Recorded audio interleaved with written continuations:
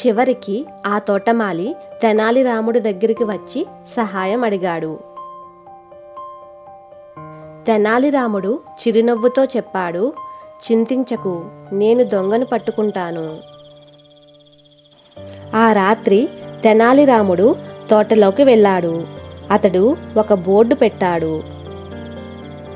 ఆ బోర్డు మీద ఏమి ఉందంటే, జాగ్రత్త, ఇక్కడ ఒక మాయా మొక్క ఉంది, దాన్ని తాకిన వారు రేపటికి నల్లగా మారిపోతారు. ఆ బోర్డు చుట్టూ తెనాలి రాముడు నలుపు బొగ్గు పొడి చల్లాడు. తరువాత తెనాలి రాముడు అక్కడి నుండి వెళ్ళిపోయాడు. అర్ధరాత్రి సమయంలో ఆ దొంగ పూలు పండ్లు దొంగలించడానికి మళ్ళీ వచ్చాడు. అక్కడ ఉన్న బోర్డుని పట్టుకుని చదివి దాన్ని పట్టించుకోకుండా నవ్వుకుని వెళ్ళిపోయాడు.